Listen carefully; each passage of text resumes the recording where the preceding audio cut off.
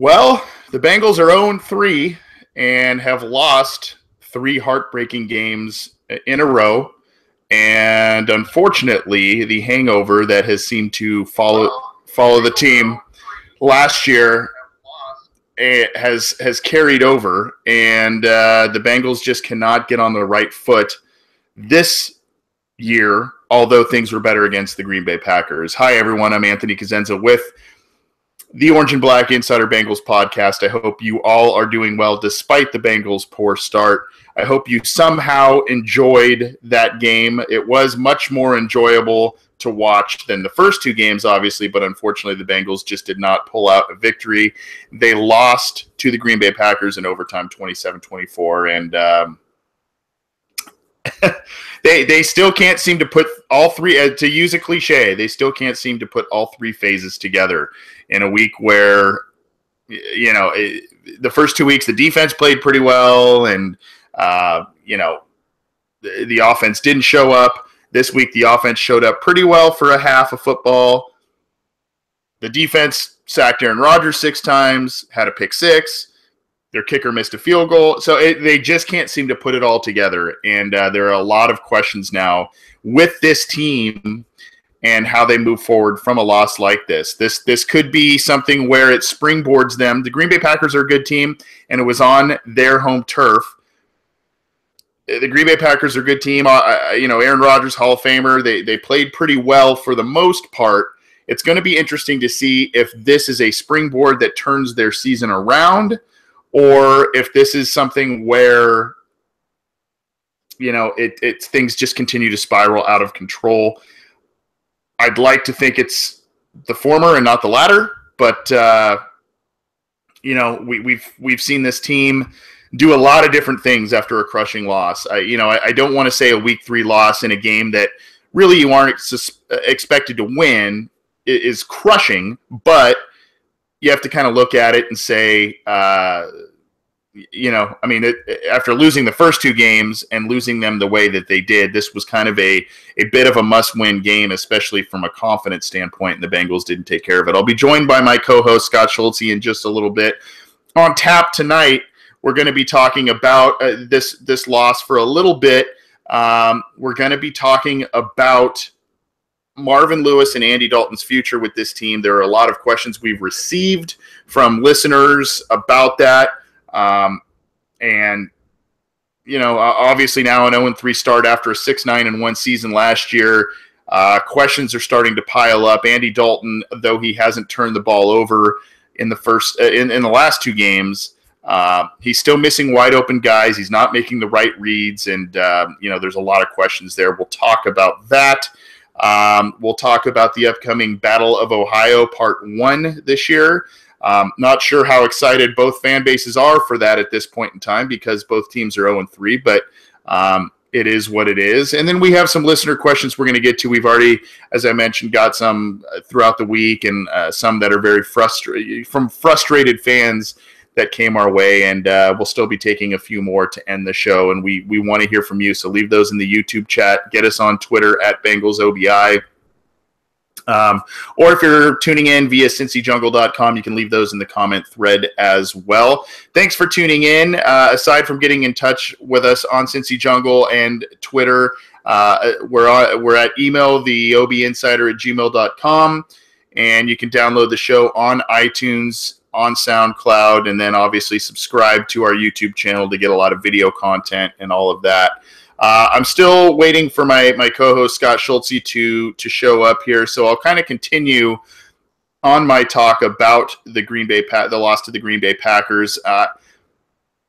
There is a lot of positives to take.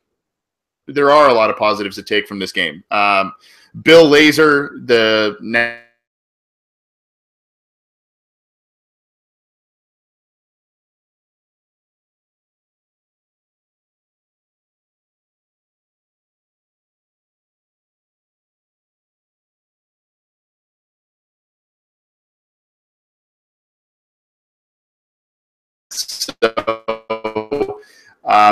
There were Andy Dalton in the first half looked sharp. He looked pretty poised. He did miss a couple of throws that were head scratchers, and then as what a lot of people think the Bengals got off their script, their offensive script in the second half.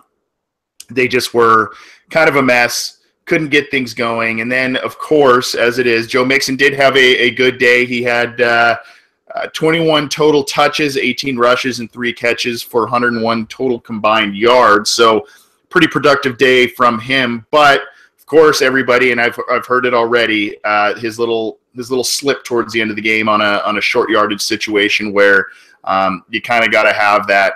The Bengals don't. It's kind of a microcosm of a lot of things, and you don't want to single out Randy Bullock. You don't want to single out Joe Mixon.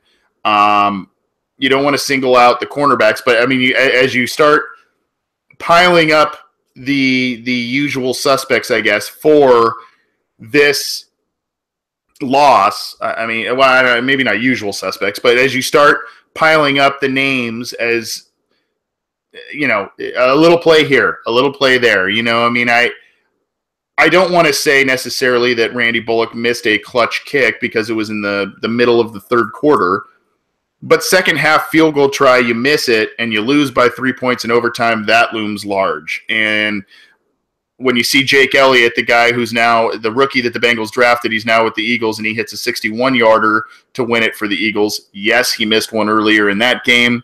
Still, stings to see the decision-making process that the Bengals had there. Mixing with a freak deal where he slips. There's so many different things where all of a sudden it's the little things that are piling up. And I think that's why Marvin Lewis is being called into question.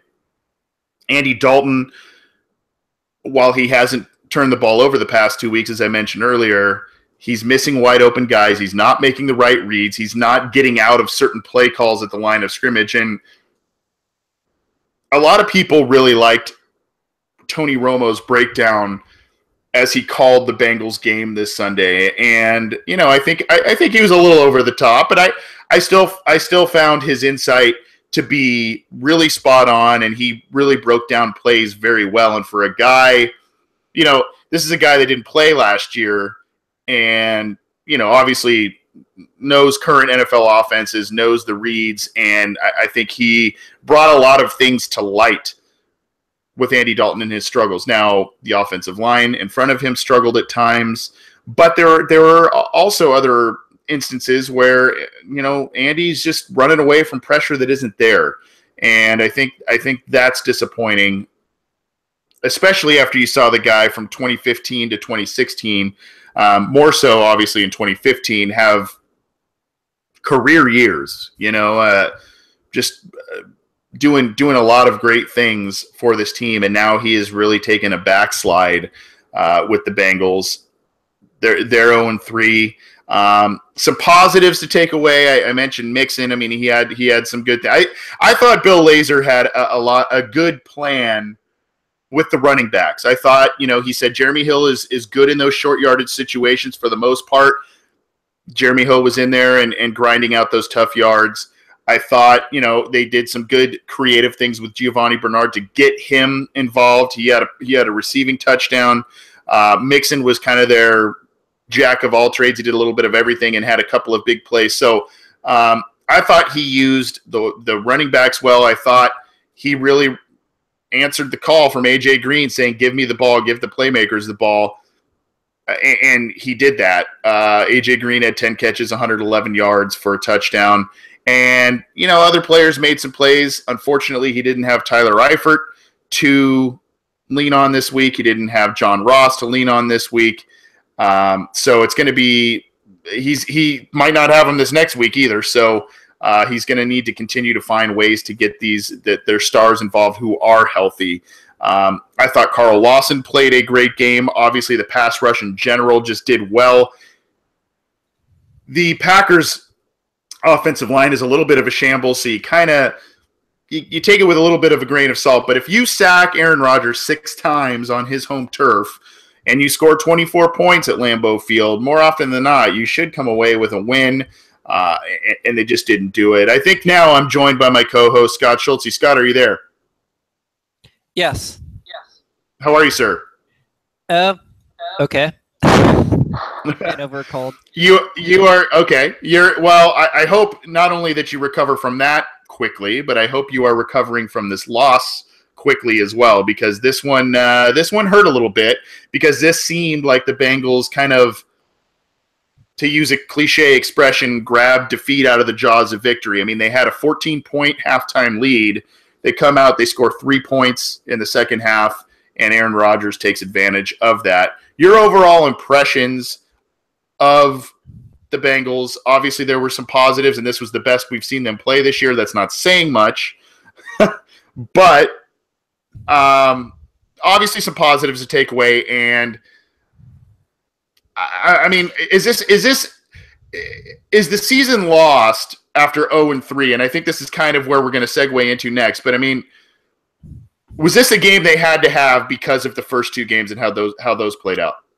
I don't think it. I mean, I guess pretty much until you're on the verge of elimination, nothing is real. I mean, they're all must-win games to some degree, but it looks like a very winnable division. I mean, I don't think Baltimore or Pittsburgh are the Baltimores and Pittsburghs that we're used to. And they do still have a fairly easy schedule because they did finish kind of low last year. So I think this is a team that still has a chance to go somewhere. That being said, the thing I really want, and I am probably, maybe, well, I'll say that for later. But yeah, out of the realm of reality, I think this team could turn it around. Obviously, 0-3 doesn't help, and if you look at the statistics, teams that start 0-3 making the playoffs is extremely low.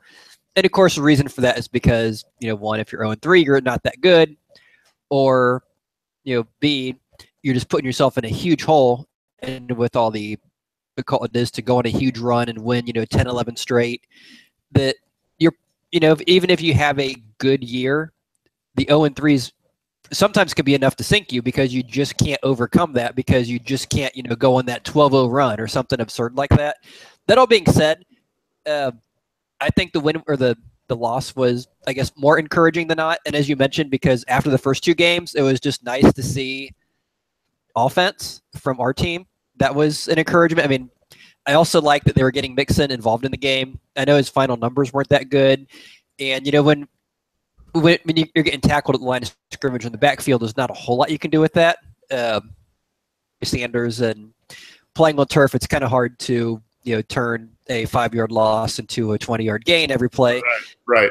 But it was nice to see that they recognized, hey, this is kind of our future. This is the guy we want to go with. Let's get him involved. I also like that they sat Fisher for a bit. Jake Fisher's kind of struggled. Andre Smith got some playing time, so that was kind of nice to see that they are trying some things on the offensive line, trying to fix some of those issues. And then you mentioned the defense. Obviously, 6 sacks or whatever it was is very good, especially on the road against a very good quarterback who's very elusive. And as you mentioned, it's not exactly the greatest offensive line we went against, but still, 6 sacks is 6 sacks. And it's one thing, a quarterback like Rodgers, who tends to be a very good one, who's very, very mobile. You can get pressure on those guys, and obviously with the bad offensive line, it's one thing to get pressure on them, but then to actually get them down and sack them. And that was the thing that I really liked was, we should be getting pressure on him because of their offensive line, and our defense is supposed to be, our front seven should be a lot better than their blockers. So that's pressure. That's one thing. But hey, this is a very good veteran, elite quarterback who is very good about getting out of pressure and extending plays. Can we turn that pressure into sacks? And to see that happen, that was the thing I liked. That not only are we getting pressure, but we're containing, and we are also, generate those sacks from that. And their good thing was the defense. This is like the 3rd straight week the defense has held a running game in check. We held Ty Montgomery to something like 30, 35 yards on 12 carries, and I know they ran a whole lot, so 35 yards, it wasn't a lot of carries, but still it's like 3 yards a carry or just under there. And that's a guy that averaged, 6 whatever yards a carry last year. So obviously, the front seven's doing really well. They're getting pressure. They're turning the pressure into sacks. They're stopping, opposing running backs. They're doing everything you want to see. So it's not like the first 2 games where it's, where the offense was a total mess, and the defense is overwhelmed because they're just on the field the whole game. This time it was, we were in the game, it was competitive, it was a good game. And of course, when you go in the season thinking you're a good team, you don't want to have to walk away saying, well, we looked like a good team. That's what you expect for a team that's not going to win many games, to have those moral victories. But after the first 2 weeks, it was as much of a moral victory as you could have, that, hey, they look like a team that we expect to see, except for the score. So, and I agree with you on a lot of different points that you made there. I guess where I would go, even though there's a lot of little things that you look at, individual plays, you look at some missed opportunities, you look at the bad second half in terms of just basically a full collapse. But this still was the most entertaining, or probably the best all-around performance that this team has put out this year. Again, not saying very much, but I guess I want to ask you, when you saw the end of this game and you saw the end score and kind of, overtime loss, the whole thing, what was your takeaway in terms of in placing blame? I mean, again, the Bengals had a 21-7 halftime lead, and they ended up losing 27-24. So do you put that on the defense letting up that many points? Do you put it on the offense for not getting more points on the board? Do you put it on special teams for not creating big plays and Randy Bullock missing a kick in the third quarter? Is it just a lot of little things from all three phases? Is it the coaching staff? I mean, when you walked away from that game and you saw the end result, where did you point the finger? Where did you say it's because of blank? I guess that's a good question. When you look at the final numbers, obviously Aaron Rodgers had a great second half, and I think it's one thing where you have to kind of go back 3 weeks and say, we're looking at these 16 weeks. How do we expect to do? Obviously, most Bengals fans expected we're going to win week 1, we're going to win week 2, we're going to go to Lambeau Field, we're going to get beat. So the fact that if we were 2-0 and had lost this game, I think the general consensus would be, it was a good game. We were close. We took it overtime. We're supposed to do. We just got beat, but we kind of figured that we're 2-1. That's kind of where we expected to be. It's where we're at. No one's losing any sleep. That's kind of what we're. But the fact that you were 0-2, that obviously makes it a much bigger game. And then you see kind of how they lost. You're up 21-7, and then obviously you get outscored. Give up 20. You get outscored 20-3 after that point. And I guess you could say, well, it doesn't really matter when you score the points. The fact is, you scored this many, they scored that many, regardless of what happened. But in football, I don't think it's that simple. I think, okay, there's something going on. Is it halftime adjustments? And that obviously goes back to the coaching. Is it that the coaches weren't, getting something right? And then if you figure, okay, one of the touchdowns was a defensive touchdown, that big, interception return by William Jackson III. So you factor that in, okay, well, we actually only scored, you could say 17, and so we shouldn't have been up as high. And so you throw things like that in, and it's very, I think for me, it's hard to assign one particular spot. I mean, there were some penalties, extended drives, a couple times, I think, where we had them stop on a third down, and either there was a encroachment or whatever that gave them an extra first down that allowed them to continue drives. So you could say, well, it's, discipline, it's things like that. But I think for me, the biggest thing would probably be, you look at the difference between the two halves. It's got to be, and this is something we've hammered on Marvin Lewis for this way too often. And someone who's been a head coach this long, you really shouldn't think you'd have to keep hammering on him with this, is halftime adjustments. And of course, this is a guy who says that they don't exist, that they, are in the realm of, fairy, tooth fairies and whatever. And so if you believe in tooth fairies, ignore I said that. But, if you don't believe in tooth fairies or, whatever it is, and Marvin Lewis doesn't believe in halftime adjustments, and you see that, the first half, you're up 21-7, you're shutting them down. Their offense really isn't doing a whole lot. Your offense is. In the second half, you get one score. And there's something obviously wrong with that. And I think, to me, it just goes back to the coaching, because that goes back to the whole Marvin Lewis thing of where, he's kind of been hit on this in the past, the fact that he doesn't really game plan for other teams. And what he does is he kind of looks at, this is our team, this is what we want to do, this is who we're going to be. we don't care who we're playing. This is what we want to be. We want to be a running team, a passing team, whatever. We're going to dictate what we want to be. And, that's fine. It works if you're playing, Division III college, or, Ohio State or Alabama's playing, Murray State. Yeah, that's something you can do. But when you have two good comparable teams playing each other, you can't do that. You have to constantly adjust to what they're doing and, strategize and all those kind of things that he just doesn't seem to have that mindset. And I think that's the one aggravating thing is that, after their third drive, they went punt, punt, punt, missed field goal, punt, field goal, and then a punt.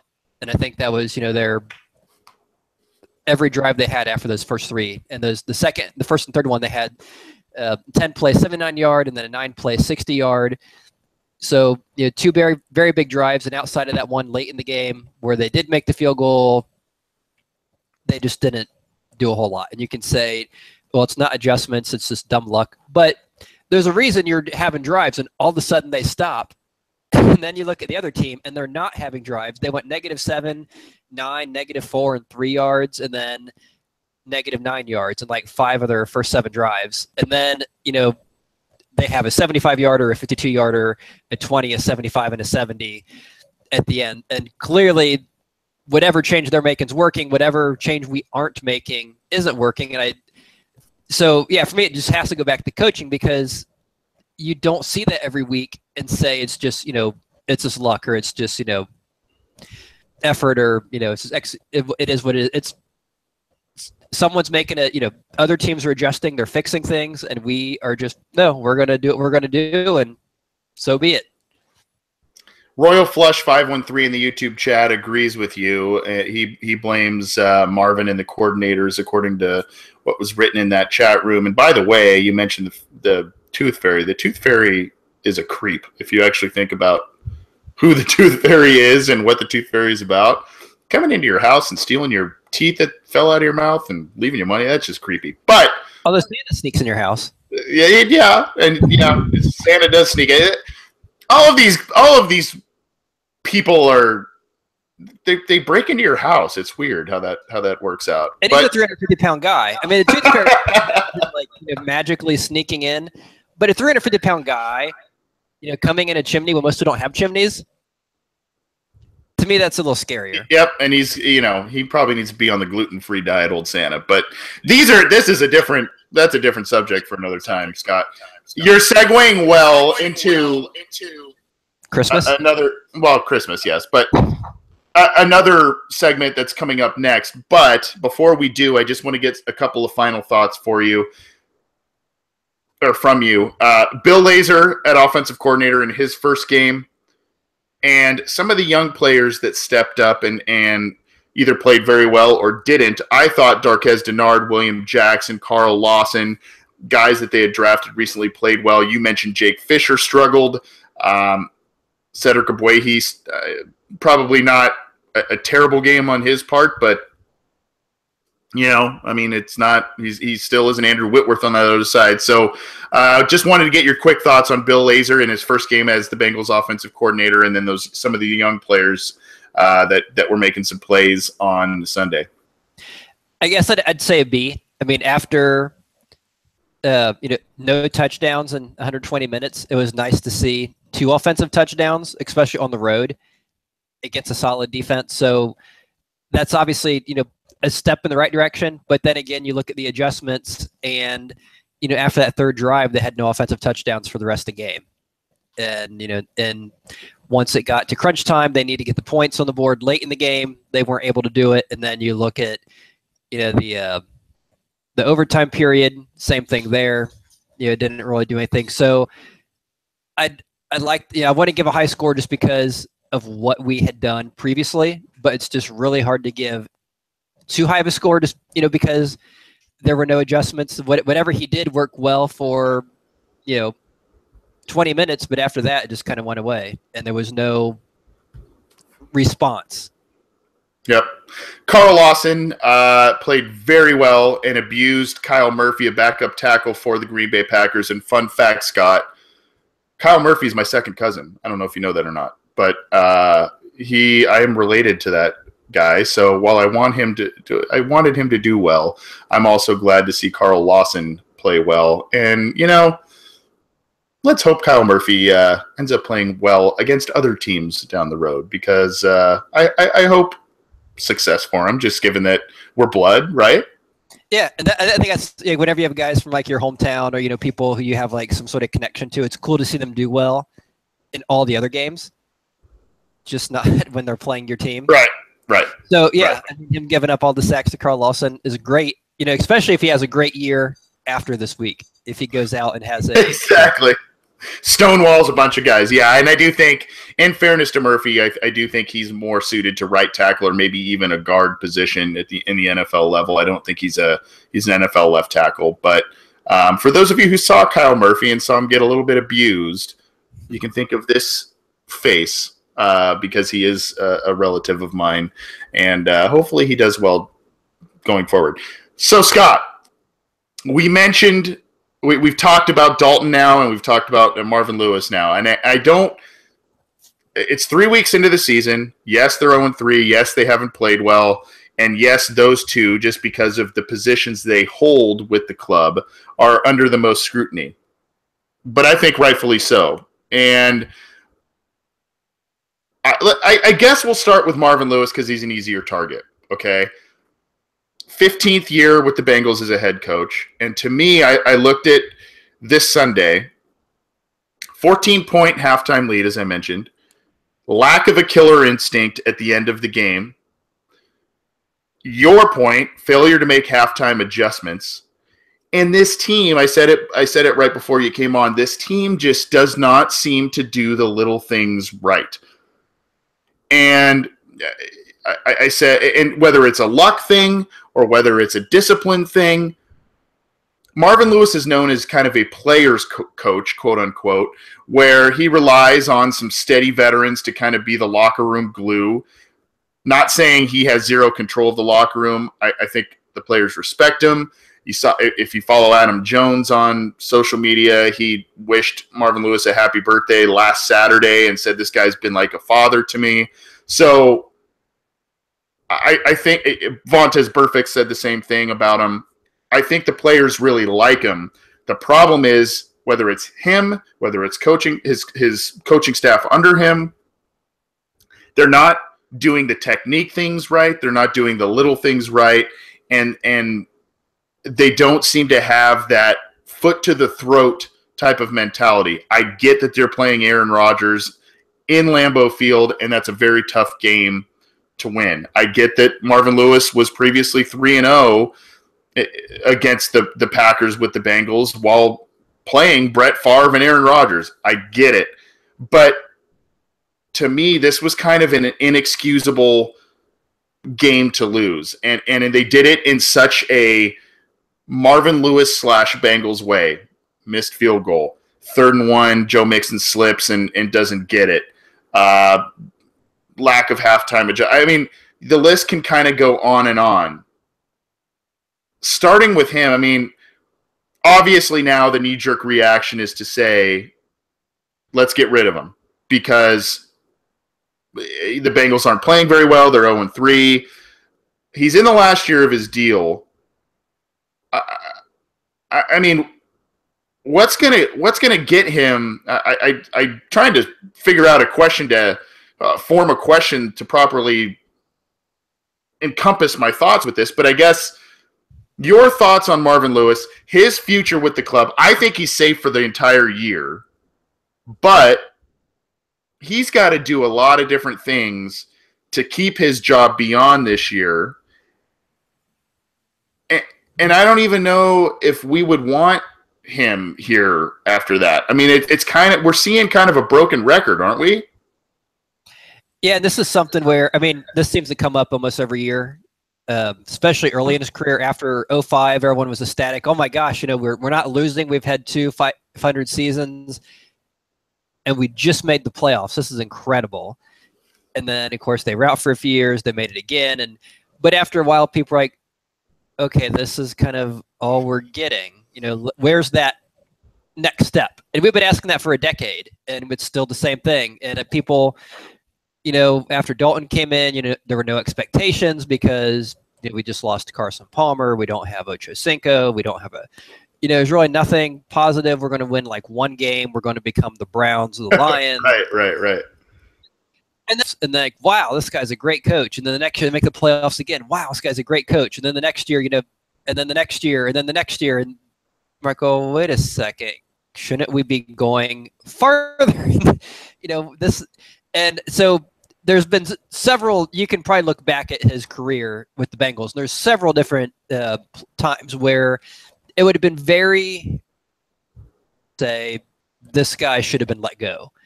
And it just did not happen for whatever reason. And you look back at the whole body of work and you think, well, how did it not happen in any one of these cases? Because the problems you see in 2017 or 2016 aren't new ones. It's not like all of a sudden, something, an act of God happened that, wow, this guy's been great. And all of a sudden they're having a bad year. Like if Bill Belichick and the Patriots all of a sudden went 2-14, you'd be like, wow, that's just so uncharacteristic. Let's figure what caused this. Did Tom Brady cancer and Gronkowski missed the whole year and I don't know, and Foxborough got swallowed up by a black hole. I mean, you expect something like that, but with the Bengals, it's just no. That's just Marvin Lewis. And the fact that he still has that job, and you expect to see some sort of improvement. If you have a job, so long, you expect to see you're going to learn. You're going to get better. You're going to improve the things you don't do well. And ideally, at the end of, the decade or two, you're getting better at those things. And that's the problem is you don't see that. And you don't really ever see any sort of push from above him to get better at those things. Him and Mike Brown seem to have this kind of relationship where they're both kind of content with where they're at. So I don't think Marvin's getting pushed to do any better. If he could or couldn't, I don't know. I don't know if he could ever get better at learning about halftime adjustments or how to take control of a locker room or become a leader. And that's kind of the one thing you see looking way back to when they had the Chad Johnson circus. It became the Chad Ochocinco thing and that whole fiasco. And you saw some of that on like the Hard Knocks videos. And it just seemed like he didn't have control of the locker room. It was kind of I know Carson Palmer was kind of frustrated with the whole thing. And it just seemed like, the players kind of do what they want. They like him because he's kind of laid back. And as long as that, no one's pushing him, he's cool. He's not pushing anyone. You just kind of do what you need to do. And after a while, it just seemed, okay, we got better because now we have some good veterans, and he lets there's the Whitworths, the Peckos, the Robert Gathers. Those guys are going to do what I should be doing. They're going to keep this team somewhat in line and, be the leaders, be the example that I don't want to be. And I can't imagine like a real workplace environment where that is a healthy culture where the manager is just kind of laissez-faire to say, whatever, I'm just, I'm not a great manager. I'm just going to sit here and kind of sit in my office and do my thing. And there's some hard-working employees, and they'll just kind of keep the other guys in line, and we'll just do well enough at producing widgets or whatever that's kind of cool. And the CEO really doesn't care. He's kind of happy with our department. If we make 50 parts this year or 100 parts this year in our assembly line, whatever. And that's kind of the culture they have. And in the real world, I just don't think that's something that shouldn't fly. So I think, from the top down, there's just a lot of cultural issues, I guess would be a good way to say it, that, you don't have high expectations of him. He doesn't really seem to do a lot as far as we can tell from the outside, as far as being a good leader, someone that's pushing people to get better, that's, demanding. It's you don't seem to have that from him. He doesn't seem to have the skills as far as the adjustments, that killer instinct, to go 0-7. When you get in the playoffs, it's a totally different animal. And you see it from the other teams. All of a sudden, they are a different team. They're energized, they're charged, they're doing the things you need to do. With his teams, it's like, whatever. Well, maybe we'll win, maybe we won't. Prime time, so we probably won't. But, yeah, it's just very so I think most fans would say, and I would agree that, his time should have been a while ago. It's definitely got to be now. I think he probably does survive the year because I don't know who they'd promote from within. I don't know if they would have want to make Gunther or Laser an interim head coach somewhere in the season, or if they would just say, no, we're going to ride with Marvin because we have him. Because then if we hire one of those guys from within, then we're minus, a couple coordinators who we now have to kind of move everyone up the chain and, do. So who knows what they would do at this point. I think it's time for him to move on. As far as Andy, I think that's a different animal. But as far as the Marvin thing, yeah, I totally agree. It's well past time. Yeah, we'll talk about Andy in just a second here. A couple of comments. If the Bengals lose this week, will Marvin be fired? No. Or does it depend on the way in which they play Sunday? No. I think I agree with you that he's playing out this year because he's in the last year of his contract, and Mike Brown, with his loyalty, will let Marvin Lewis play unless this team is like 0-12 or if they're awful, that you might see a change. My nightmare would be personally that they promote Paul Guenther. All of a sudden they win a handful of games and then Paul Guenther gets handed the head coaching job. Not that I don't think he's completely incapable. I would just rather like to see an outside hire if Marvin Lewis is gone, given how Marvin Lewis did change a bit of the culture once he arrived from Baltimore. I do find it ironic. He comes from Baltimore, and he had guys that I wasn't privy to his coaching style when he was in Baltimore.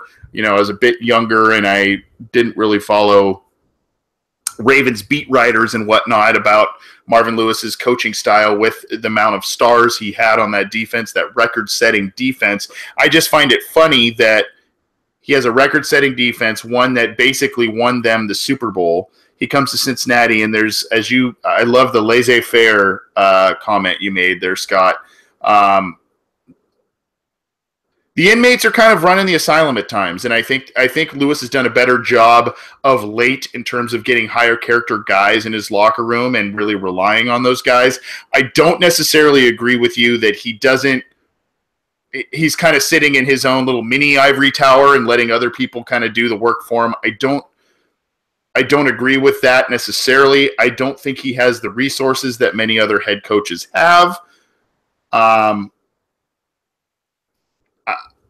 I just look at this team, and yes, it was pre-Marvin too, but in these big the beginning of this season is a microcosm of Marvin Lewis's tenure as head coach, in my opinion.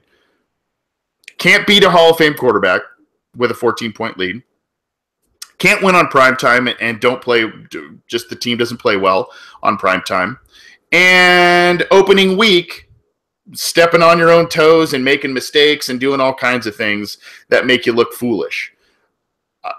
That's not the way you want to start a season in which you are really trying to emphasize a rebound from a poor season last year. And I'm wondering where the clutch gene is in this team. Andy Dalton doesn't have it. Marvin Lewis doesn't have it. Maybe AJ Green has it, but hasn't produced a playoff win. The choking of this last week really just upset me, and really, this was a game that should have been in the bag for the Bengals. Not going into it, but the way they played in those first 2.5 quarters or so. This was a game that they should have had, and they did not. And the urgency, I think, initially was there. It was not there after halftime.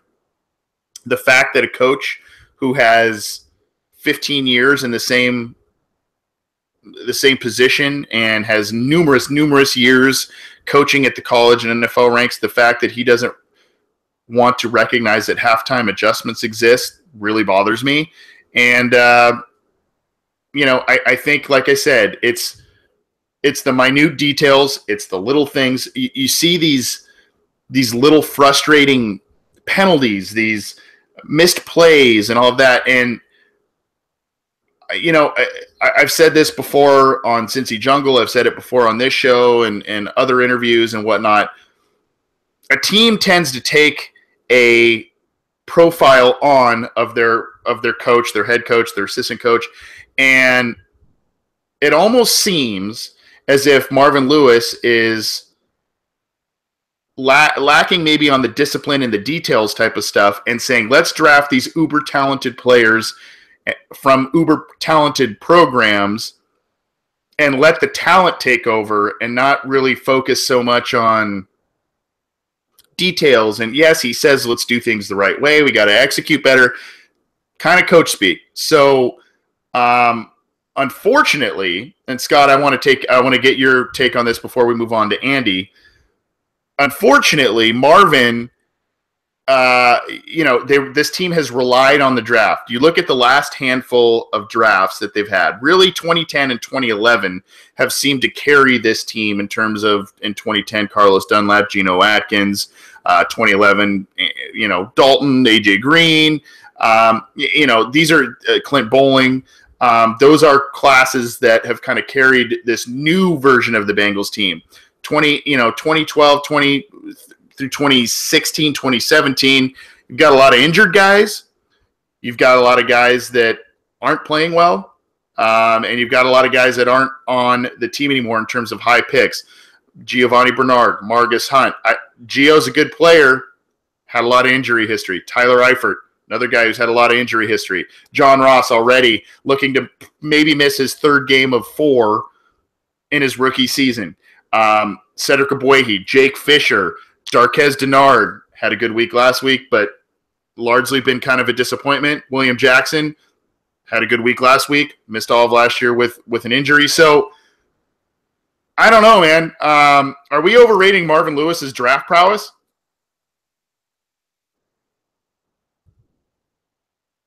Sorry, I was on mute.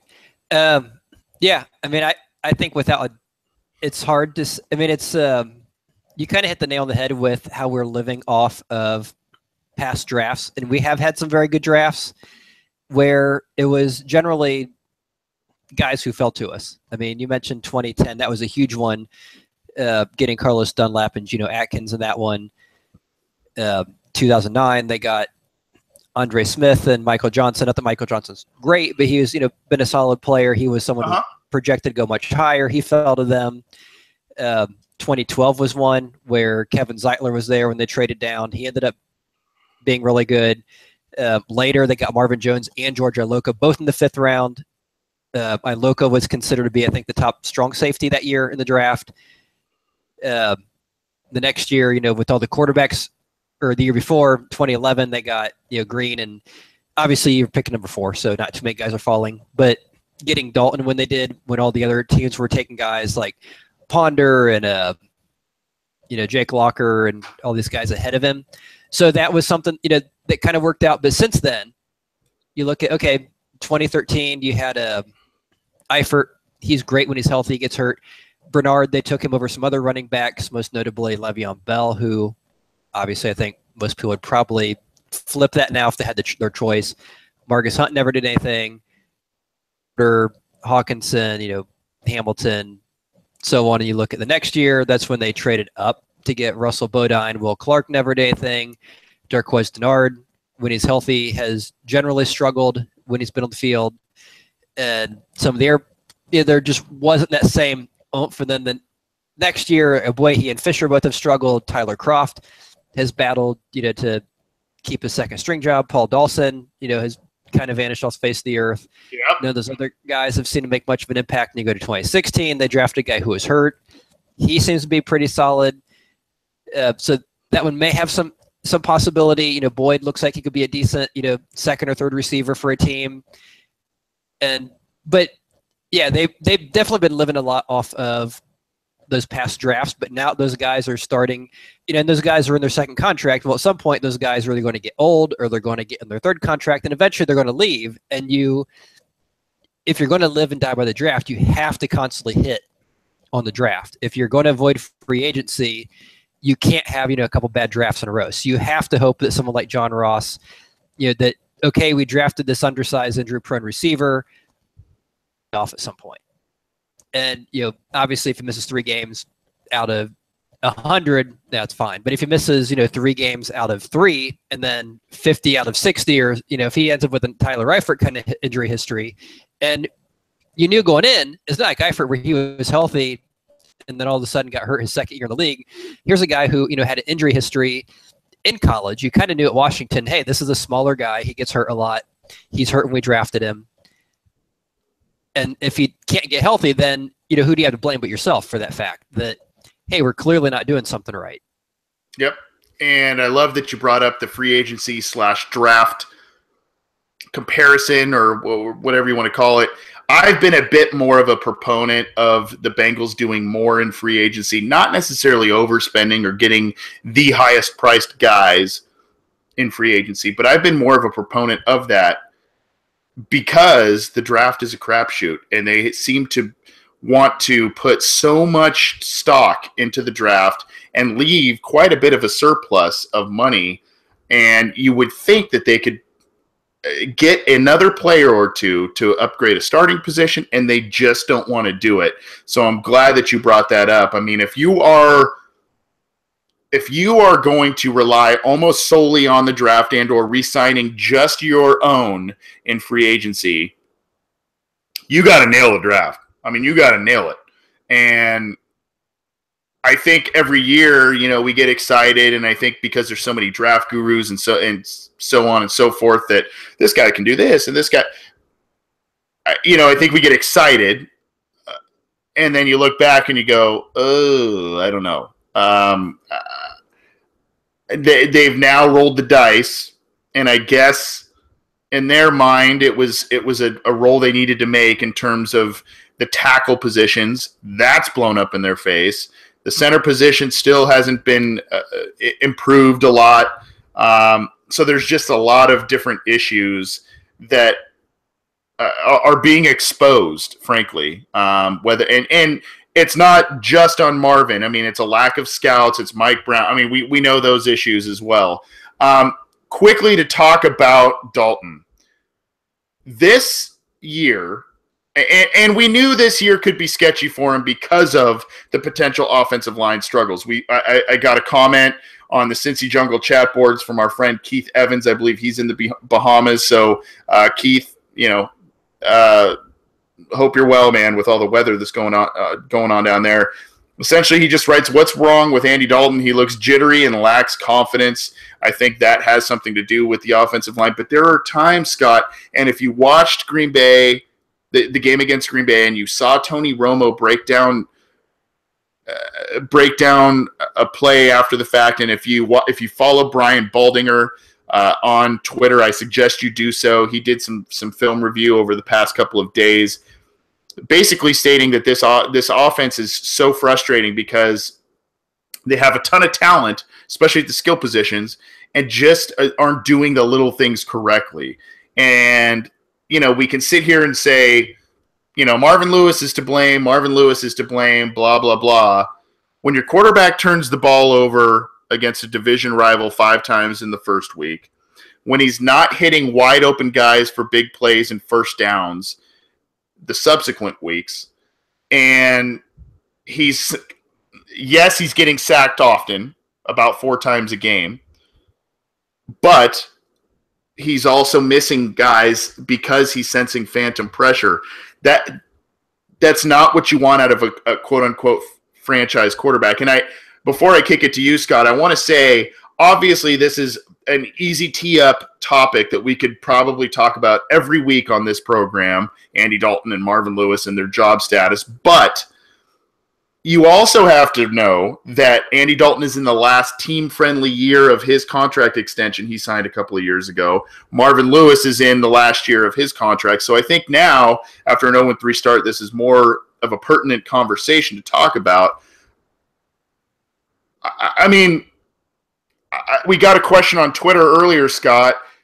If the Bengals go 0-6, 1-7, whatever, is that A.J. McCarron time? Or is it, let's ride with Dalton and let him play out the season? How much blame should be on Dalton for this 0-3 start? I'll just say, if we go 0-7 or 1-7, I'd say let's bypass McCarron. It needs to be Jeff Driscoll time.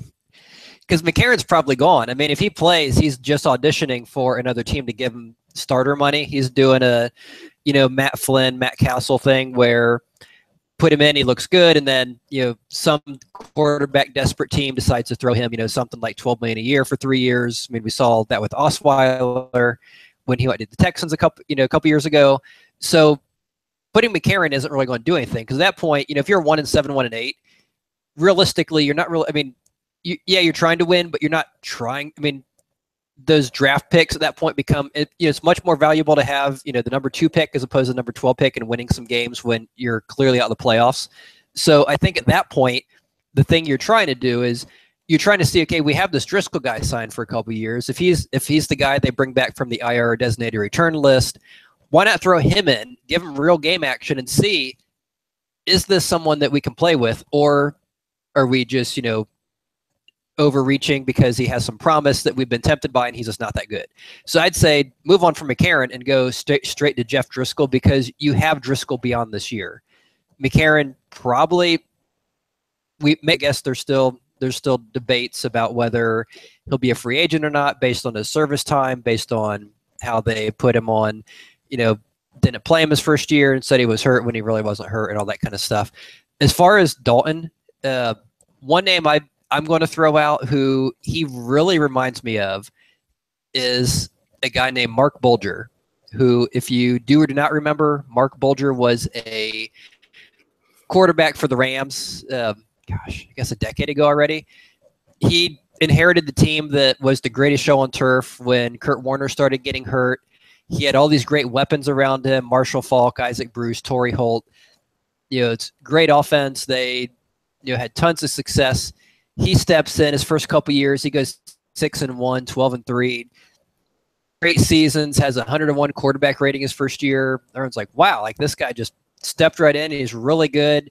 He wasn't a great quarterback. No one ever, confused him for, an elite quarterback. There was nothing special he did, but he was in a good offense, had a lot of good weapons around him, and did fairly well. Starting out his first few years, he did fairly well, but then you sit back and look at his body of work and you saw that, basically he's a league average quarterback surrounded by a lot of good weapons.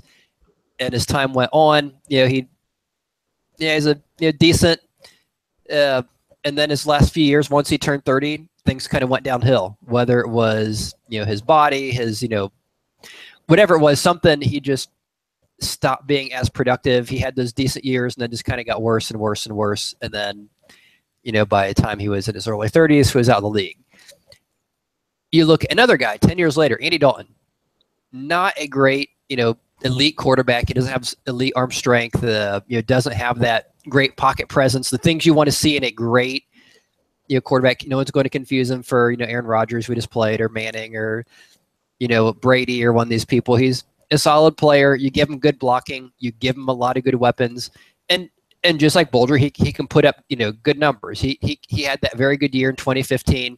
You give him the equivalent of a Torrey Holt. You give him AJ Green. You give him good pass protection. You give him time. He can find Tyler Eifert. He can get these guys. He can get the decent numbers.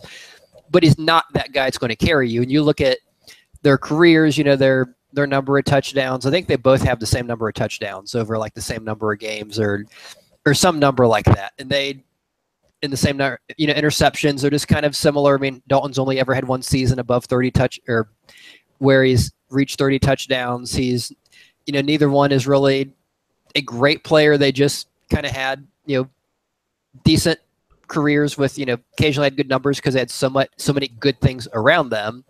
Well, now Dalton is hitting that. He just turned 30. And so to me, it just brings back flashbacks of Mark Bulger when he turned 30 and his career just went downhill. He had a couple bad years for the Rams when they were still the St. Louis Rams, then he was gone. And so to me, what I see is, okay, he's 30, he's been in the league for a while, he's not a great quarterback. Is he just getting to a point where either he's just not fully into it anymore, or his body is, just getting a little too old, or something where he's just becoming Mark Bulger. He's going to get a little worse this year, a little worse next year, and eventually, he'll be out of the league. It's a great. I'm not saying that's what'll happen. Just what it appears like. No, it's a great comparison. I think you mentioned it last week too. I love that comparison. That is a great comparison. And the other thing that Mark Bulger had that Andy Dalton had a couple of times in his career, but Mark Bulger had a great offensive mind as his coach in Mike Martz. Dalton had Hugh Jackson and Jay Gruden and a couple of, in parts of his career. So, even though he's had a lot of offensive coordinator turnover, I think he's now on his fourth in his seventh season now. So, that affects him. But I agree with the surrounding talent thing. And that's always been Andy Dalton's MO. You give him, and that's why the Bengals drafted A.J. Green and they drafted Andy Dalton. Let's get him a star receiver. Let's get a new quarterback. And I think what you're saying plays into a question that Michael Myers brought up. So what happens if the Bengals bring in a new coach because a new coach wants his own QB? Totally depends on the coach. I think most likely it would be new coach, new quarterback, but there's kind of that weird thing. Hugh Jackson now is in, I believe, his last year of his contract with the Browns. If the Browns have another disappointing season, they may not re-sign him. Maybe he comes back to Cincinnati and thinks he can recreate the magic that he had with Andy Dalton in previous years. We'll see, but for the most part, I think if this season ends up going the way that an 0-3 start usually goes, I think this would warrant new coach, new quarterback, and that's why we brought up this topic. And it kind of stinks because if you look at Marvin Lewis, the guy, Andy Dalton, the guy, not football minds, not football people, they're great people, and they do a lot for the city of Cincinnati. They do a lot for through their foundations and whatnot, and you want them to do well on the field, and unfortunately just hasn't fully come to fruition. So that's kind of why we're talking about this. Hopefully it changes for both of them. We'll see. Kind of hard to say. Scott, let's briefly talk about the Browns, get some listener questions in, and get out of here. Before we talk about the Browns, just so all of you know, in case you're new to this program, we're on iTunes, we're on SoundCloud, we're on YouTube. All of our content's on Cincy Jungle, so you can get all of our content there. And if you aren't able to join us live every week, join us on Cincy Jungle and YouTube. On YouTube, there's a chat room where you can talk with a bunch of Bengals fans live. On Cincy Jungle, there's a comment section where you can leave comments, questions, and we try and get to those. And if you haven't yet, follow us on Twitter at BengalsOBI. You can also send us an email, theobinsider@gmail.com. So we appreciate the feedback from you. Scott, I don't know, man. It's the Battle of Ohio, Part 1. First of all, there's been some comments and questions in the chat room. You're wearing a number 5 Browns jersey. Is that Jeff Garcia? Who is that? Yes, this is actually a Browns jersey. Is it Jeff Garcia? Yes, it is. I think it's the last time they actually had a quarterback that wasn't atrocious. Not that he was great. So you're on it? No, yeah. You're on a Bengals podcast. They're playing the Browns this week. Not really sure of your ties with Jeff Garcia personally, but why are you wearing that jersey? Because we've been asked this a couple times already. Actually, I guess several reasons. I looked in the closet for something to wear because I just came in from the garage and was doing cutting some wood and doing some stuff. I saw that jersey. I'm like, you know what? That's the first jersey I ever got. It was free. I got it as an elephant gift. I kept it. I usually don't wear it. I'm not a Browns fan, so I really haven't worn it, since I got it.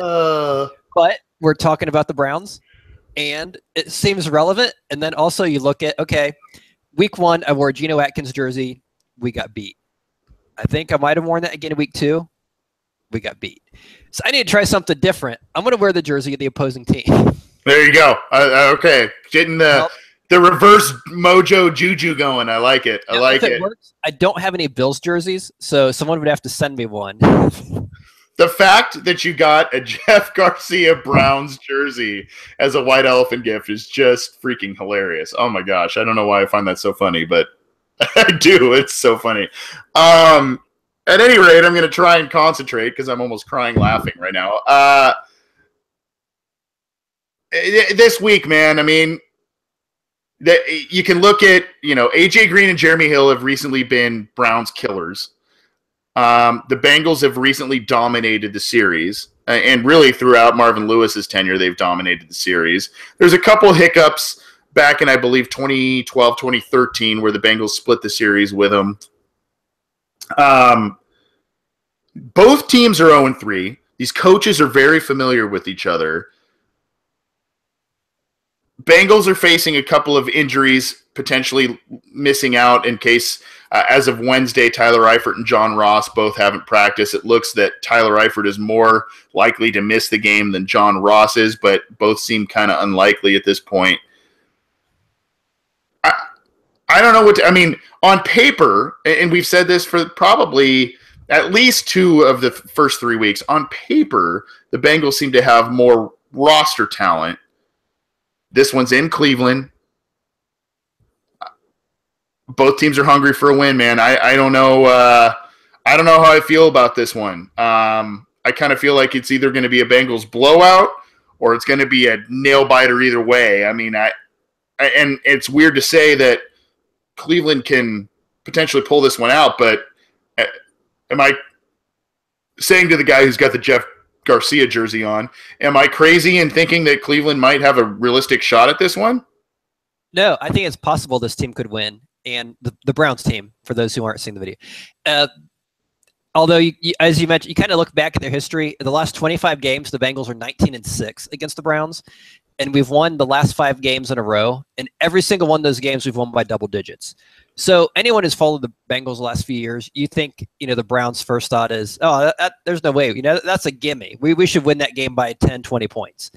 And the last few years we have. And over the last decade, we pretty much have won the vast majority of these games, almost 80%. And so that being said, I don't feel as confident this year, especially this game in Cleveland. They're also 0-3, but they're kind of a different 0-3. They've lost 2 of those games by 3 points. And you look at the one game they played at home was Pittsburgh, who was supposed to be, a lot of experts picked them to win the division. That's a game the Browns easily could have won. They lost by a field goal. Last week, they lost by a field goal on the road.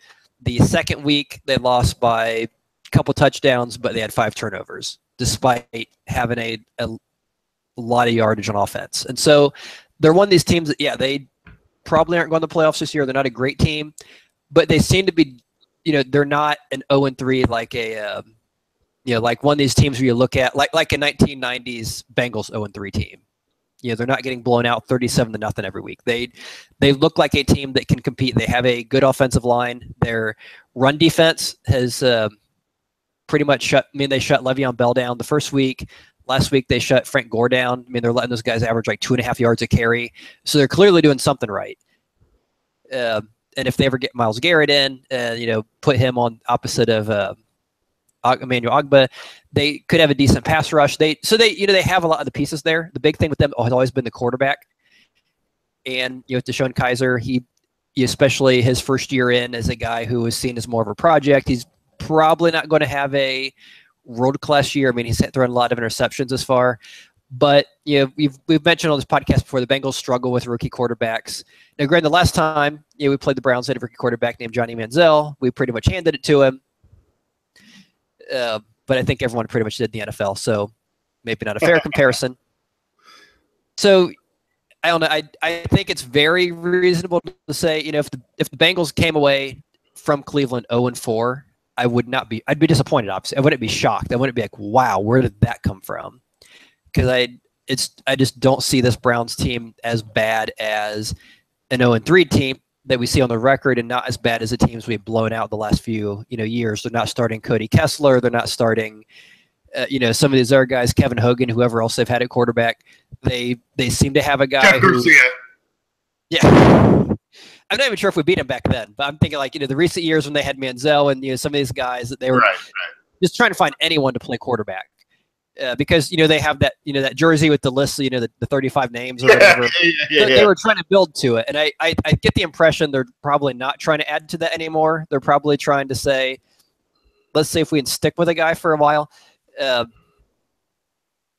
So yeah, I'd say it's definitely the realm possibility. And then you look at things like, okay, well, what if it comes down to a very close game? Do we trust Randy Bullock, who's a career? He missed that kick you mentioned in the game last week. That was one that would have given him a 2-touchdown lead. It wasn't, a game-winning kick, but it was a fairly critical kick because that is what would have given you a 2-score lead when the Packers are starting to heat up in the second half.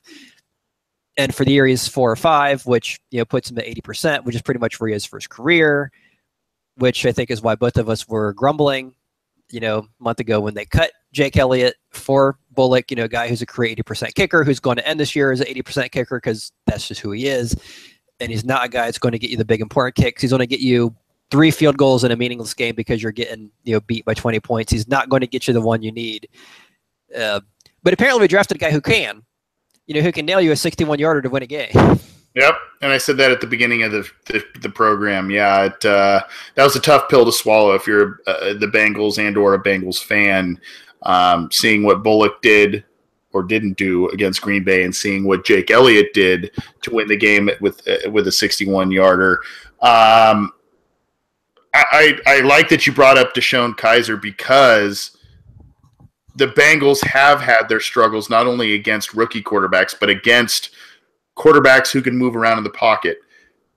Kaiser has had 17 carries for 87 yards and 2 touchdowns on the ground.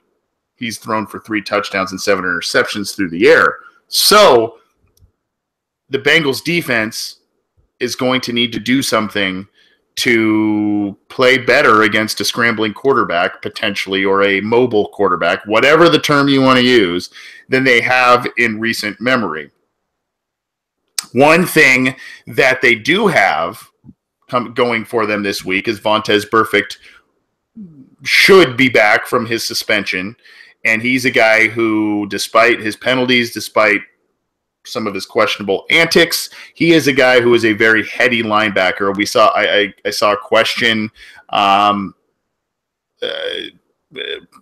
Fush 513 and others in the chat room talking about how much do we expect him to play.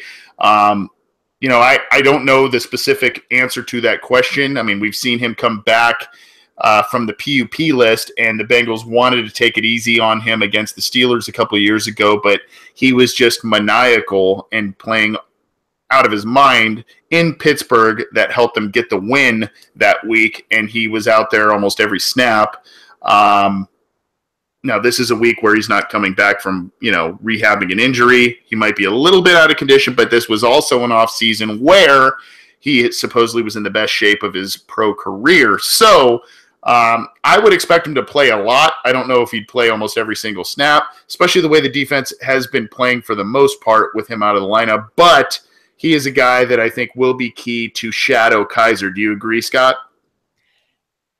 Yeah, in either that or I think you have to do something. And I agree with what you said about having him in every play. I think he has to be in every play. Well, as much as his body can handle, because I guess he may not be in football shape, even though he is in great shape. But yeah, I think you have to have someone shadow, just like with Aaron Rodgers. Other than that one play where he ran for the first down, I thought they did a very good job of. We kind of talked about this last week too. Okay, pressure Aaron Rodgers. We have to pressure and contain. And that was something we talked about last week on the show, and that was something they did a fairly good job of. They didn't let him scramble too much. And same thing with someone like Kaiser, or we've been burned in the past by guys like Tyrod Taylor, by Michael Vick, who you let run because they settle the guys deep. Your defense goes deep. You leave this big hole in the middle. They see it. They run for it. Now with Kaiser, because he is a rookie, because he is still learning the position, you have to kind of wonder, is he a guy that's going to take off and run, or are you going to get lucky and he'll be one of these folks who doesn't do that? He's already run 17 times this year, so there's a good chance he probably would see the hole and run for it, especially since he has had trouble throwing the ball. So whoever it's going to be, you have to have someone shadowing him. I don't know if I'd pick Vontaze Burfict exactly, only because he's such a great instinctive coverage corner, or not corner, linebacker, whatever position he plays. You see some of the stuff he does when he's covering guys. He had that pick 6 in the preseason, and he's done that with their teams in the past, where he instinctively reads for the plays going where the quarterbacks want the ball, and he's someone who could cover whoever the Browns are going to use with Duke Johnson out in that kind of role. But you definitely need to have someone either shadowing Kaiser, or have your whole linebacker safety or someone alert that, hey, you need to keep an eye on this guy, peek in the backfield when he's when he's scrambling, or on these, or look at the game film and, hey, on these certain plays when they do this bootleg or this type of motion, that's a play where this guy runs. You need to recognize that, and so, whoever's going to be assigned to him has to be the guy that is on him on that play. And hopefully it's someone that can tackle. I mean, it does no good to shadow the guy if you can't tackle him. Right. It just, the Bengals, whether you look at Robert Griffin III a few years ago when he was with the Redskins, whether you look at Ben Roethlisberger and his dancing around in the pocket, whether you look at Deshaun Watson just a couple of weeks ago, the Bengals just have problems really containing a lot of those mobile quarterbacks. So I think that's going to be a key for this week, and that's going to be my key. And before I get your key and prediction, Scott, for this game, I would like to know if this win, again, even though it's against a winless Browns team, a team they have largely owned, I'd like to know if you think that this is a potential season changer for the Bengals. Because I look at it, they're 0-3. We've talked about it ad nauseum. At Cleveland, winnable game. You host the Bills, winnable game. You have the bye week. You're at Pittsburgh, You host the Colts. They look terrible. Then you're at Jacksonville, kind of a Jekyll and Hyde team. You're at Titans, pretty good team. You're at the Broncos. Then you have the Browns again. So there's a stretch of very winnable games this year. And I guess aside, the sub question that goes with, is this game a season changer, potentially a season changer for the Bengals, is the fact that they're relying on so many young guys. Is it just, it takes, sometimes it gets more into the middle and the late games of the season in order for a young team to really find its stride, for the coaches to really utilize these guys to the proper extent. So, I mean, is this game a potential season changer where a team like the Bengals, who are 0-3, could potentially make a ridiculous late push to the playoffs? Or is this just one where, if they win, they're still probably going to be a 6 or 7 win team? I'd say I don't think a win is a game changer, because like you said, if they do win, looking at the schedule, the way this team is playing, unless they make some drastic changes, the next couple of weeks, they just aren't playing like a postseason team. They don't have a postseason coach. They just, all the things we've talked about, it makes you from 5 wins to 6 wins or 6 to 7. And you have a very nice, Jeff Fisher like 7-9 season instead of a 6-10 season. Could be very season changing for this team. You lose the game, you're 0-4, not to make the playoffs at that point at 0-4, having faced the Browns, the Texans at home, and the Ravens at home. Three games that you should have won. Okay, you've gone through an easier part of your schedule, and you're sitting 0-4. You played the Bills right before the bye week. Win or lose that one, you're 1-4, 0-5. You go in the bye week. Then you could see some things happen. So I think that loss could be much bigger than a win could be. Not that, obviously it wouldn't be big, but I think a loss could do a lot more to this team, either to the psyche or to personnel changes or some changes they make. And I did actually look, I was kind of curious. They have, in that decade in the 90s, there were several times they changed coaches, and they were all mid-season. I think, I don't have it up anymore, but Bruce Coslett was a mid-season fire. Yep. I think I think he was a mid-season hire too. He was a mid-season hire and fire. Replaced Shula, who was a mid-season fire, and then Dick LeBeau replaced Coslett, who was also a mid-season. Yep. So I think it's very possible they could. If they're sitting 0-5 at the bye week, there is a chance. If Marvin Lewis is losing the team, if they're not getting better, if they get, if they look bad at home against the Bills, and this, supposed to be the big 50th, year, and we're 0-5 to start our 50th year. As much as Mike Brown has that loyalty thing, if they did say, yeah, we need to change more. Okay, we got rid of the offensive coordinator. We found a scapegoat. We made that change. The offense looked a little better, but if you don't seeing that, I think at some point your change would happen. If they win, you can say, okay, we end up 2-3 at the bye week. We can. Even last year up until the end of the hey, we're still kind of in the playoff race.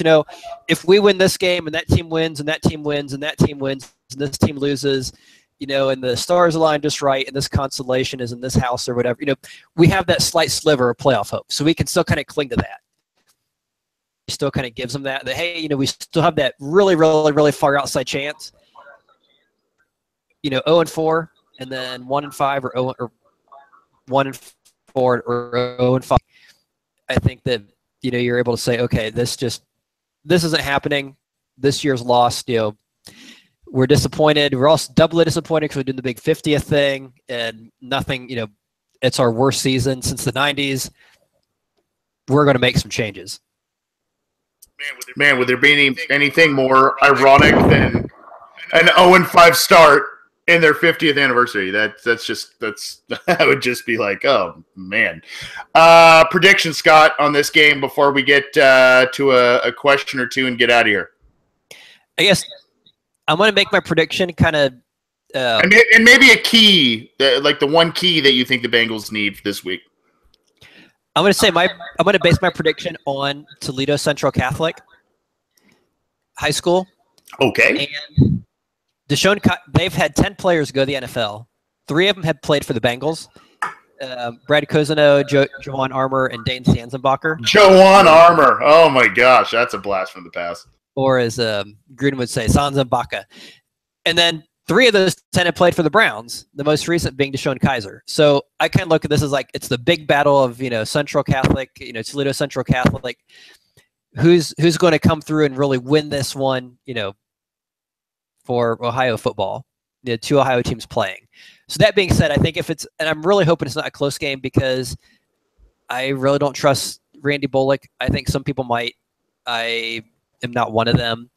But I think when it's said and done, I just think I don't think we have the coaches they do. I don't trust our special teams kicking. Well, everything except for the kicking, I guess. I trust, the returners and so forth. I just think we have too much talent not to win. I think somehow our talent finds a way to overcome Marvin Lewis and some of and I think when it's all said and done, we manage to pull it out. I think AJ Green finds a way to get, some balls thrown his way. I think Joe Mixon probably breaks loose. I'm probably being optimistic, because I just said a minute ago, I wouldn't be surprised if we lost the game. But, until we're like 0-10 and we're just getting blasted every game, like, until we look like Prairie View A&M on Saturdays, I still want to have a glimmer of hope. So I'm going to say we win. If I'm going to make up some numbers because I'm an engineer, I like to make up numbers, I'd say 20-13. Okay. I'll say 20-13 Bengals. Marvin Lewis and the Bengals, especially when they kind of try and build on things, they like to take baby steps. And for those of you who not only watch his show through Cincy Jungle, but look at the content that both Scott and myself and many other great writers provide, not that I'm a great writer, but others on the side are great writers. Like you, buddy. You're a good writer. I put up a game preview every week. And spoiler alert, I'm going to kind of say the same thing, and I'm going to cop out here, Scott. The Bengals like to take baby steps, and they like to little bit build by build. They barely lost last week. So I'm going to say they tie this week because Marvin Lewis loves his tie games. And you and I know this. It's a painful thing. So I'm going to say 23-23, tie game. And that way they don't start 0-4. And we can't really rah-rah quite yet about a 1-3 start given this easy stretch. A little bit sarcastic. So you're going to get your tie out of the way early this year. Yes. A little bit sarcastic, but if we know anything about Marvin Lewis, do not unexpect a tie because he has pulled those out quite a bit. I do think that I do think this is a winnable game for the Bengals, and I do think that the Bengals have a better team and could very well run away with this. But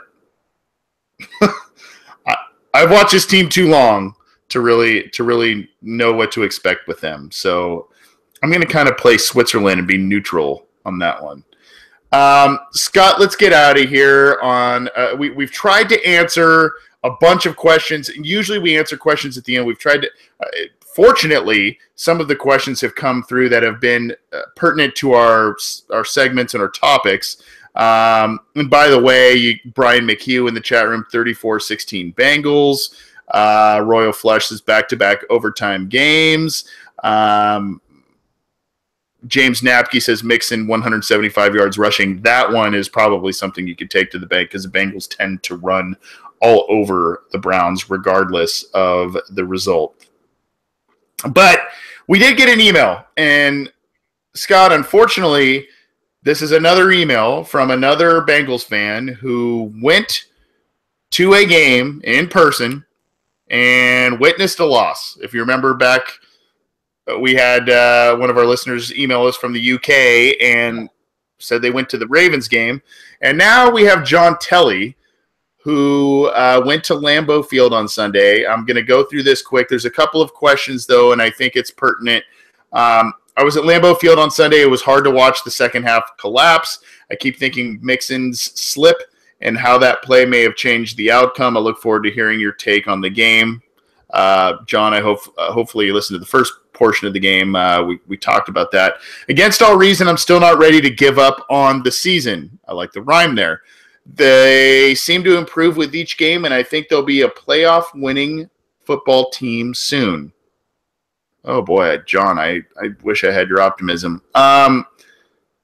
If you assume that they'll need 10 wins to make the playoffs, then they can only afford 3 more losses the rest of the season. I'd be interested in hearing your opinions about where they are most likely to get their wins, or to put it another way, what 3 teams they will lose to. In my opinion, if they only lose 3, it will be the Steelers in Pittsburgh, the Broncos, and the Lions. What do you think? Well, and I want to get your take on this too, Scott. My first take is 9 wins might sneak you into a wild card. And I say that because you look at, and this is what was disappointing about the Bengals last week, pooping away, whatever verb you want to use, a 14-point halftime lead, because the Steelers lost to the Bears in overtime, a game they were not supposed to lose.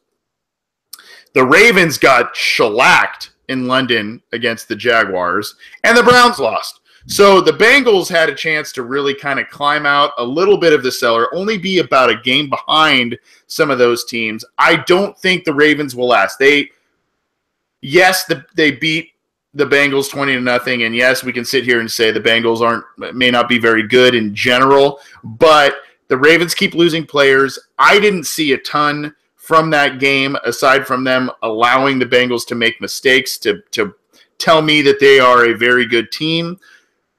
Pittsburgh losing in Chicago, I think, was kind of a weird, and the whole being in the locker room for the national anthem is another story for another time, but I don't think Pittsburgh looks the same this year. I still think they'll be very competitive, potentially win the division, but I think this is a year that the Bengals could sneak into the wild card if they turn things around with a 9-win season.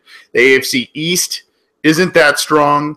The AFC West is strong, but you probably have one division winner and one wild card out of that division. I think 9-7 could get you in there. We'll see. The games, I mentioned it earlier, the Bengals are now entering a stretch of games that are very winnable. Say they win this week at the Browns, that's 1. They win when they host the Bills, that's 2. Say they lose, it's at the Steelers, okay? You host the Colts, you win that one. And then you got to sneak probably 2 of these next 3 where you're at Jacksonville, at Tennessee, at Denver. You probably got to sneak 2 of those, and then you really got to make some hay the next, the remainder of the schedule. But I think the Bengals have maybe four more losses, maybe 3 and a tie, right, Scott? But we'll see. 0-3 does not bode well for a team making the playoffs, but there's a winnable stretch of games, and this is still as I mentioned earlier, this is still a young team kind of trying to find its identities. We've seen Marvin Lewis's team both stumble down the stretch and make great rebounds down the stretch. So it's going to be interesting to see how this rest of the season plays out, right? Yeah, well, it seems that they win down the stretch when they're out of the playoffs, and then they lose down the stretch. Exactly. When they're trying to get a bye. Yep. But to answer the question, if I had to pick 3 games, I'd probably go at Pittsburgh, at Denver, because we probably won't have Geno Atkins for that game. And I think at Minnesota, because I think that's late in the year. It's a road game. Minnesota will have Sam Bradford back. They'll be playing for a playoff spot. So I'd say those are probably a 3. Although I agree with you. I think 9 wins could win this. I think 9 wins could win the division because, like you said, I totally agree. I don't think Pittsburgh and Baltimore are the Pittsburgh and Baltimore we're used to. I think, the games Baltimore's won, we had all those turnovers, and so we kind of give them a game. They got to play the Browns at home and won that game, and the Browns had 5 turnovers. So all Baltimore's shown is that if you give them, the ball 10, 11 turnovers, they're not so horrible that they can't win that game. But when you actually have to play a team that doesn't turn the ball over 5 or 6 times, they got blasted by 30, 40 points. So I'm not convinced in Baltimore. I think Pittsburgh isn't the same Baltimore, or obviously Pittsburgh's not the same Baltimore team. Pittsburgh's not the same Pittsburgh team. They have been in the past. They don't look like it so far this year. So I think 9 wins could win the division. And plus the team who's probably the best in the division of the year 3 is Pittsburgh, and you still have 2 games against them. So in theory, if you sweep the Pittsburgh series and you win 9 games, you would have the tiebreaker and you could probably get in the playoffs. But that means, you have to win a lot of these close games. You have to win 1 or 2 against Pittsburgh. You have to win in Baltimore. You have to beat the Lions. You have to beat, you have to sweep the Browns. You have to win at Jacksonville, at Tennessee, at Denver. And that's a back-to-back-to-back stretch in the middle of the season. So there's a lot they have to do. But it's possible. I mean, was it last year when the Chiefs started horrible and they ended up winning the division? So yeah, I'd say anything. I guess our person asked a question, I'm not ready to give up on them just yet. But yeah, there's a lot that have to do. Totally agree. And by the way, Scott, how tall are you, if you don't mind me asking? You're muted. How tall are you? As I was saying, you can't tell from the video screen. No. Just put a ruler up to it. I'm pretty much right at 6 feet. Okay. I'm 6'2". You and I should probably go try out for tight end at the Baltimore Ravens because they are decimated at certain positions. Wide receiver, tight end. They are just struggling, and I think that unfortunately that's going to catch up with them at the end of the year. So, I mean, if you want to pull an invincible in terms of Mark Wahlberg and, if they hold an open tryout, maybe you and I can go. I will say this.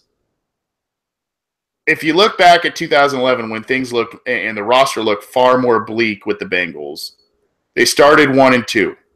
They went on a 5-win streak against the Bills, the Jaguars, the Colts, the Seahawks, and the Titans. By the way, 4 of those teams are who they face this year in that stretch of winnable games. Not saying that 6 years ago they have the same teams that they do now, but kind of a weird parallel. And then, of course, they were swept by the Ravens, swept by the Steelers, and they still made it into the playoffs that year. Now, granted, it ended in heartbreak, but, stranger things have happened. Finished 9-7. I think they might be able to sneak in with a wild card this year, but they've really got to change some things. They got to get healthier, especially on the offensive side of the ball, and they got to start gelling on the offensive line and in a number of different ways. Hopefully, Bill Lazor makes a number a big difference. And by the way, I feel bad for John Telly. I feel bad for other listeners who have told us that they've been to games and have been disappointed. Do us a favor. Maybe not go. Maybe not go to a game. And whatever. I mean, sell Paul Brown Stadium out. But for those of you who may tune into this program, maybe take a break from a game, because it seems like when you guys go, including myself, I went last year to the Broncos game, the home opener, and it blew up in my face too. So maybe let's take a little break from going to the games and watching them, and hopefully they'll have some better results. But I say that a little tongue in cheek, because going to the game's fun too. Scott, any final thoughts before we get out of here, my friend? I guess nothing. I saw you eating chocolate ice cream earlier, so I know you got your dessert in. I'm glad you did. I know you're a big dessert guy. It wasn't DQ. It wasn't Culver's. It wasn't anything Cold Stone. It was this kind of generic. But it is in our part of Ohio right now. It is it's unseasonably hot. It's probably the hottest weather we've had all year, and so I've been doing a lot of work outside and the repainting a garage and doing some wood cutting and sanding and varnishing and that kind of stuff. And so it's kind of nice, to have a little reward that cools you down from, that 95-degree heat and humidity. I got you. And just looking for a Bengals victory for a change. If they don't get it this week, I want it next week, because I'm going to be at the game next week. Oh, gosh, I just said don't go to the games, and you're going. Come on. Well, if they lose, then we'll know. When we got the tickets, they run the field. That's true. Well, I hope you have a good time, and I hope they definitely win that one for you. That's the Bills game, correct? Yep. All right. Well, I hope they win for you, my friend. I don't really have any other final thoughts except for echoing your sentiments, and I'm envious of your handyman work, man. I'm not a handy guy. I wish I was. That's true. That's true. I guess I haven't seen the finished product. I mean, it's one thing to build a workbench and paint a garage. It's another thing. I mean, to be able to use it. Yeah, two different people can build something. I mean, you have something. Two people can make a car. But, the Yugo and the Honda Accord don't exactly have, the same lifespan. So that's one thing to say. I've never built a car, and I wish I could build one, but it kind of depends on what you're building.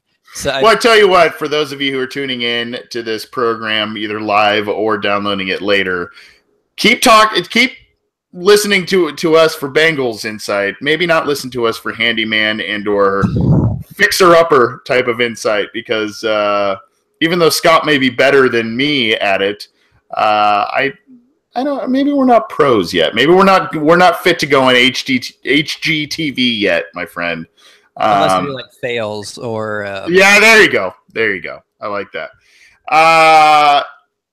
If you're new to this program, thank you for listening. You can download the program on iTunes, on SoundCloud. You can get our content on YouTube and Cincy Jungle. We're also reachable via Twitter at BengalsOBI and via email, theobinsider@gmail.com. We appreciate all the feedback. We appreciate, even though we said we don't like hearing from people or listeners who have gone to games. I'm kidding. We obviously love hearing from you. And we're sorry that the Bengals didn't come up with wins for you this year. But hopefully there are more down the stretch. There's a lot of season left. I don't want to make it sound too doom and gloom, even though it's not very positive right now. There's a lot of season left. So stick with us. Stick with the Bengals.